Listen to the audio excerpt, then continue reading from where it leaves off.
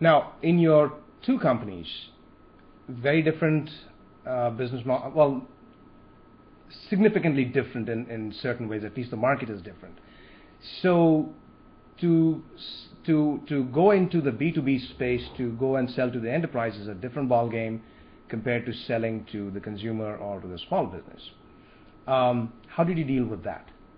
Well, the first part of it goes back to something that we talked about earlier, which is having a certain amount of boldness.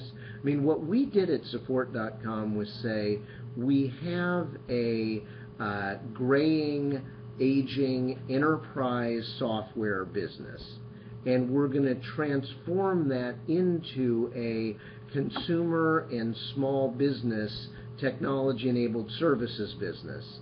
And by the way, we're going to do that while staying public. And I think most people who you described that to would laugh at you. But we had the boldness to do that. And we did that because when we looked at the marketplace and we talked about how do you connect people and their technology and make people and their technology really work together, and we looked at the different market segments, what we saw was that at the enterprise level, it was very, very well populated.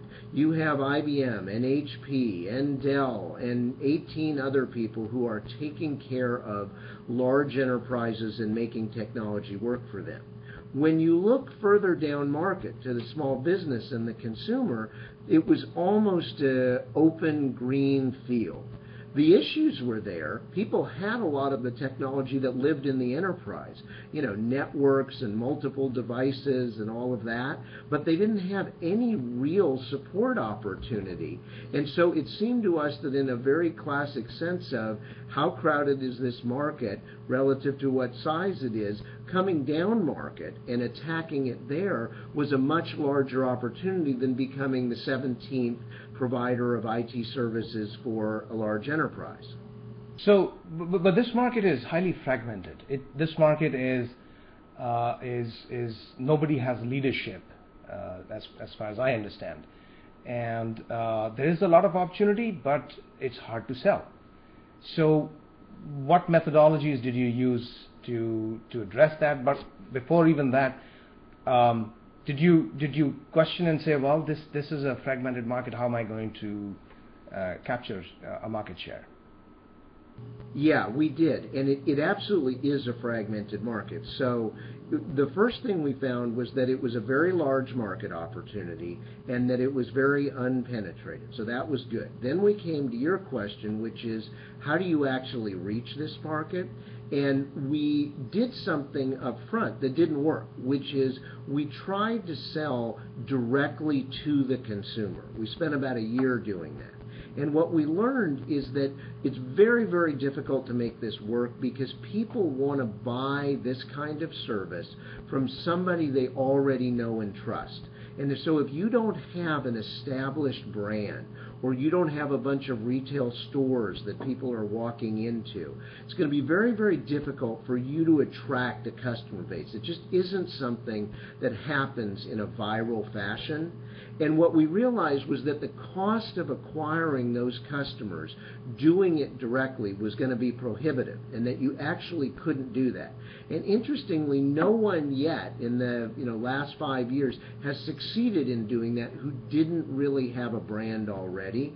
So that was one of our very first major turns that we had to make in the strategy, which was we're not going to go to market directly to the consumer. Instead, we're going to go to the market through channel partners who have already aggregated those consumers.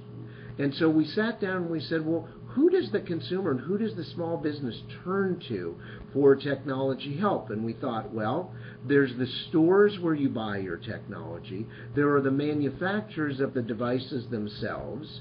There's the broadband connection to the internet and whoever is supplying that.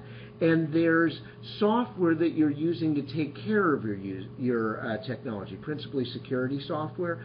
Those people already have hundreds of millions of customers who are coming to them for technology-related assistance. What we're going to do is we're going to go to the market through them and that way be able to reach them without these enormous expenditures that it would require if you were trying to build your own brand. So we became really a B2B2C company rather than a B2C company, and that's really where our revenue comes from today. We have partnerships with Comcast and Time Warner, Staples, Office Depot, OfficeMax, Symantec, Trend, many other companies, because they've already aggregated the customer. And what we're doing is helping them design the right offerings and then bringing those to market and delivering them, but they're capturing the customer because they can do it cost effectively because the customer's already coming to them. So that's how we had to address the market fragmentation. This is very interesting, and I want to get a little bit deeper into it, because there are others, a lot of entrepreneurs who are struggling, trying to figure out, and they might find similarities between this situation that you've described, and they say, well, in my situation, how does this apply? So I want to get into the depth of it. You found that going directly to the market wasn't panning out. You probably tried direct mail approaches, you tried social media and other things. I'm going to presume that. Now look at Carbonite, for example. I don't know if you're familiar with Carbonite. I don't exactly know how they went to the market, whether they did direct or not. I shouldn't presume that, but my impression is, when I look at the market in general, and I've talked to David Friend, the CEO, that they do go directly. They have lots of, they have some budget for online marketing, they have budget for social media, they have budget for other direct marketing and direct to the market end user methods or marketing techniques. Why would it work for someone like Carbonite and not for support.com? I just want to get a sense, because you must have questioned those that. You must have must have thought about this issue.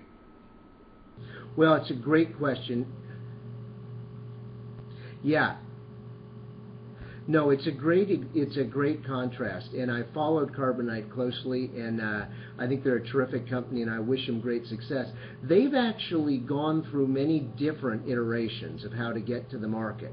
They have, in fact, been at times very focused on partners, and then at other times been very focused on going direct. So they've gone through some of these same twists and turns. I think it's right for you to say that at the end of the day, they've decided on a model that is more direct to consumer, and I think it probably ultimately has to do with the type of service that they're offering.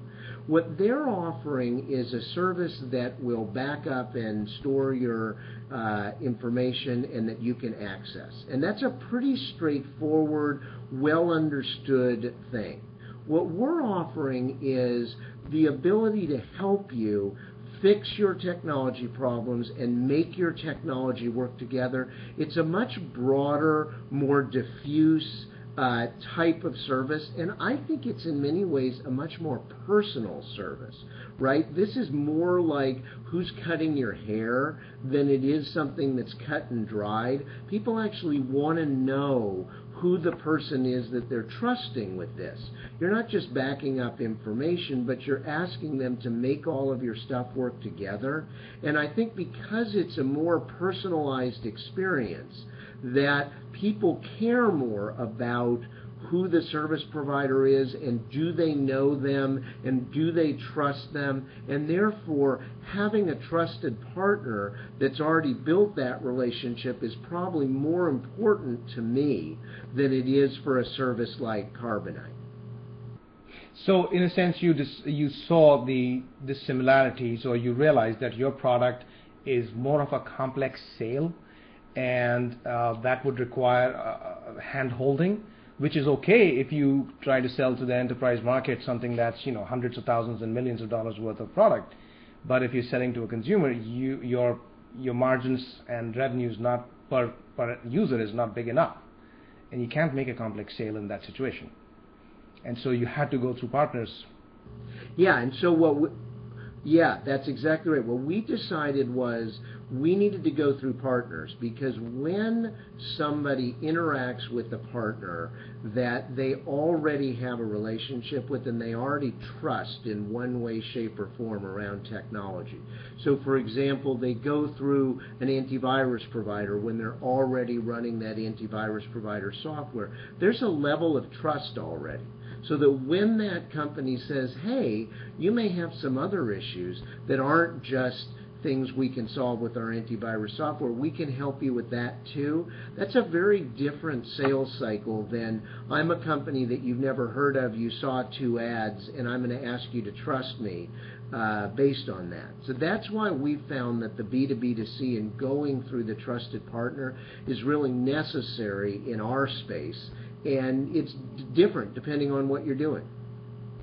How did you establish your partner program? Did you have experience with it? Did you employ new people who could make that happen? Yeah, we built an account management team, and like every other entrepreneur, you start with one thing. And we started with one partner, and we really built from scratch with them a fabulous services program that really contributed to their business. And at that point, having done that once, we were the world experts because nobody else had really done it. And so we could take that world expertise and bring it to all of our other partners. And we've just continued to learn, because a lot of what we try to do in our partner relationships is not just deliver the service, but really bring a deep knowledge of the marketplace. What does the customer want? What is the customer willing to pay? How do you bundle this solution with other things? What features matter to them? That kind of almost consulting expertise is absolutely integral to driving a program that really becomes successful. And because our revenue model is one in which we only win if our partner wins, they don't pay us fees regardless of the outcome of the program. We effectively wholesale services to them, and then they retail them to their customers. That means that programs only work for us when they work for our partners, and that making our partners successful is not a nicety, but it's really a necessity. And so what we've done over time is really try to aggregate the expertise from our being in many different parts of the market and put that at the service of our partners. I often feel like early in engagements, we're as much a McKinsey type of operation as we are just service delivery, because really designing these things to work is a critical piece of the value that we're trying to bring to our partners.